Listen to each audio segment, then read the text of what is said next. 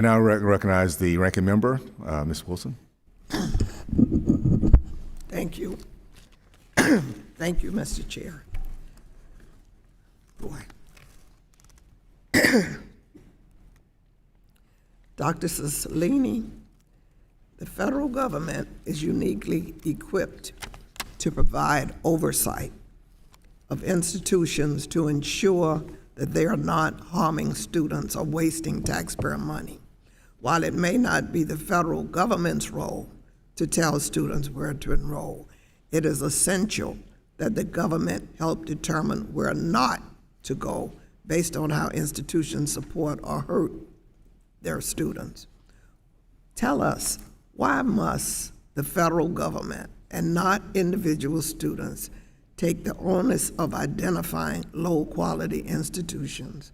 And how does federal accountability protect our taxpayers?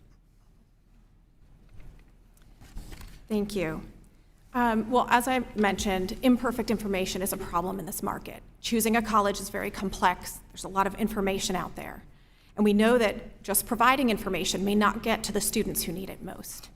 So there's research on the college scorecard and other types of lists that identify high-cost programs that have not made a difference for students, and they have not reached students who might need that information the most. There's lots of taxpayer dollars at stake, billions of dollars, and we need to make sure that students at least know which programs have value. They should not have to take it on themselves to go through the mound of information, complex information on college costs and attributes, to decide for themselves which programs have value. The federal government has data that it can use on student outcomes that can at least ensure a minimum bar so that students are assured that programs that they enter into will have value in the long run. Gainful employment and other accountability metrics are providing some of this assurance for students to make sure that low-performing programs cannot access federal student aid. Thank you. Mr. Horn, the current cost of higher education puts a college degree out of reach for many. You mentioned in your written testimony the promise of loan risk sharing to address college affordability and accountability. However, some experts, including the Brookings Institution, have warned that if not crafted properly, risk sharing could harm disadvantaged students' access to higher education. How can you promote this policy without adequately explaining how this policy could, if designed poorly, disincentivize enrollment of students deemed at risk?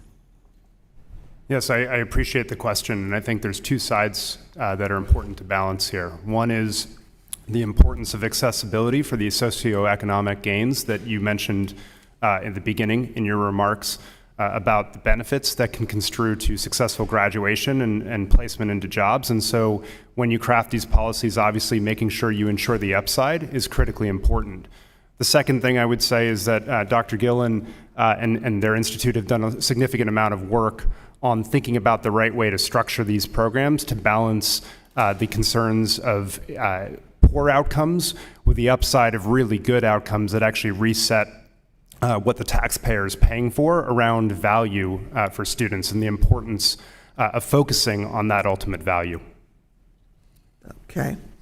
Dr. Gillen, if we are serious about promoting equality, accountability in higher education, we should focus on holding for-profit institutions accountable for pushing the false promise of a quality education. The National Center for Education Statistics reported that in a 6-year period, only 29% of students at for-profit successfully completed their degree. How can we promote for-profit institutions, places in higher education landscape when they continuously fail, continuously? So low value education is a concern regardless of where it occurs. And so it occurs in the for-profit sector, it occurs in the public and nonprofit sector too. So I think that our role should be to identify where low-value education is occurring and stamp it out wherever it occurs, including the for-profits, including the publics, including the nonprofits. Okay, I think I'm out of time. I yield back.